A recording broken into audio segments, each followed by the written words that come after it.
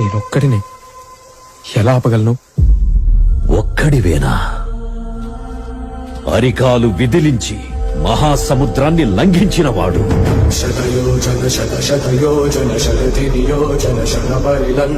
రాక్షస సైన్యాన్ని మట్టుబెట్టి రావణుడి సింహాసనాన్ని కంపించినవాడు.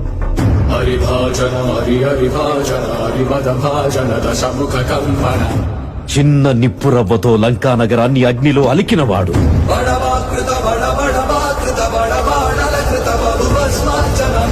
త్రేతాయుగంలో రాముడి నీడయ్యాడు.